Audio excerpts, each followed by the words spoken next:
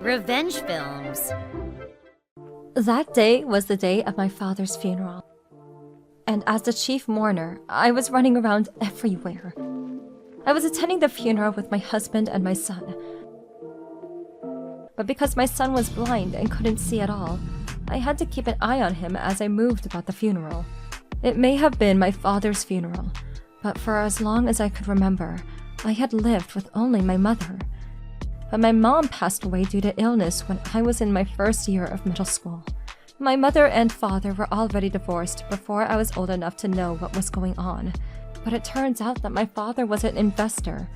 I found out from the lawyer who suddenly appeared at my doorstep. I also found out that he had left me an inheritance.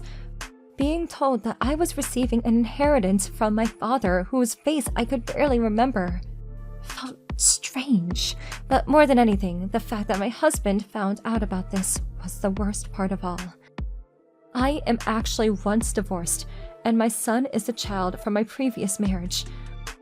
When I got divorced from my ex-husband, it was difficult living as a single mother to a blind child. And there were times I felt like giving up. Right around that time, I met my husband and I got remarried. But as soon as we started living together, he showed his true colors. My husband would physically abuse me almost every single day, and he even started being violent towards my son. Of course, I did everything I could to protect him, but in return, I was given double the beating. Because my son was blind, even if he was yelled at by my husband, he wouldn't be able to run away.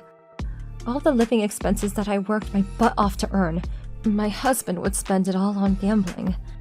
Even though I wanted to run away with my son, the second the word divorce came up, my husband would lose his mind and get physical. On top of that, it was nearly impossible to find a place that would be able to look after my visibly impaired son. I didn't know what to do anymore. That was when my late father's legal counsel showed up. The lawyer told me that there was an inheritance of $500,000 left behind by my father for me. But of course, he didn't know the situation in our household. And since we were a married couple, the lawyer sat both my husband and I down together to discuss it with us. I saw my husband's eyes light up during the discussion. I immediately knew that my husband would be coming after me and my inheritance. I was going to wait until after my father's funeral to think properly about the inheritance. I had no way of knowing that my husband had already put a certain plan into action at the time. During the funeral, I had my hands full with dealing with the countless people who knew my father, who were coming up to me one by one to offer their condolences. Of course, in between every moment, I was always checking in on my son, but at one moment when things were really hectic, I noticed that my son had gone missing. Ashton is gone! Where did he go? I immediately went to ask my husband, but how should I know? Probably sleeping somewhere. I was brushed off. Next, I asked my mother-in-law, but who knows? I haven't a clue. Once again, I was brushed off as though it were nothing. I went into a panic and I started asking around with the guests who were attending my father's funeral. Have you by any chance seen my son? He is visually impaired. Well, what does he look like? He's a little boy about 5 years old. I'll let you know if I see him. In the venue, where multiple people were constantly going in and out, I was so overwhelmed and stressed, wondering where he could possibly be. After that, I searched everywhere, under the tables, opening up various rooms. I even asked the staff to help me. Then suddenly, I thought I heard a faint sound of my son's voice. At first, I thought I was hearing things, but it continued, and I knew it was him. As I headed closer to where the voice was coming from, I was led to the room with the coffin containing my father's dead body. Ashton? When I tried calling his name, I heard a voice crying "Mommy" from the inside of the coffin. I felt a chill down my spine, but when I tried to open the coffin, it was locked. I broke the lock open, and when I opened the coffin, there was my son inside, laying next to my father's dead body. What are you doing in here? I was shocked by the words that came out of my son's mouth. Because Dad said you were going to play hide and seek. What did you say? Dad said you were going to play hide and seek? Yeah, and Nana did too. Even though when I asked them earlier, both of them said that they had no idea. Nana was it, and me and Dad were looking for a place to hide. Then Dad said that if I wanted to stay in here, that I definitely wouldn't be found. My blind son probably had no idea where he was being taken or where he was being told to hide. Plus, there was just enough space in the coffin for a boy as small as my son. He would be able to fit as long as he curled up his body a little bit. Could it be that they were trying to take him straight to the crematorium like this? It was just a suspicion, and surely somebody would have noticed. But I had to think of the worst-case scenario.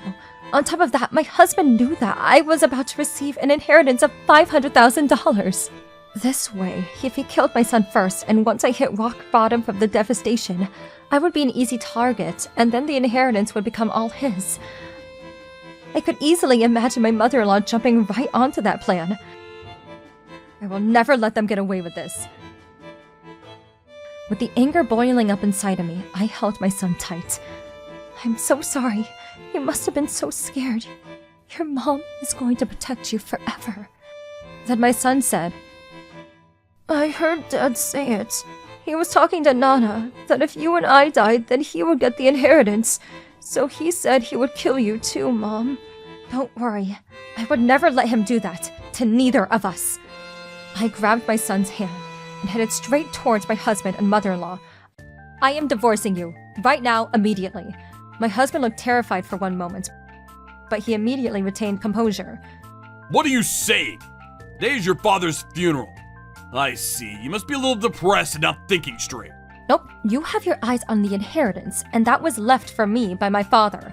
And in order to make it all yours, you are planning on killing my child. That's why I'm divorcing you. What are you saying in front of all these people? Shouldn't you know better than anyone else? You locked this 5-year-old boy inside a coffin. And I bet you were hoping that he would stay in there until the crematorium. The crowd around us started to buzz. A child inside of a coffin? Surely that must be a joke. Does that mean he was trying to kill him in order to get the inheritance? Oh, I can't believe this! When my husband heard these words, Are you kidding me? Stop talking such nonsense! he yelled at me. It's not nonsense at all. My son heard your entire conversation with your mother from inside the coffin. Plus, when you saw my son just now, you seemed shocked to see him here, didn't you? Well, what are you saying? That's not true. If you're saying it's not true, then you can try to prove it to the police. I've already called them. What? You called the police here? Of course I did. Up until earlier, the staff had kept the coffin open. And when they closed it, they were all wearing gloves, right? So what happens if we find your fingerprints there? Oh, that's right. I wanted to see my father-in-law's face for the last time, so I opened the coffin. Even though there is a do not enter sign and a lock on it as well? And why should you want to see my father's face in the end, when even I had never seen my father's face until today? Why don't you just admit it already, that you pretended to play hide and seek, but that you were trying to get rid of my son?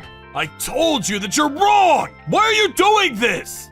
That's right. But even if you refuse to admit it, you know that there is a security camera placed in that room, right?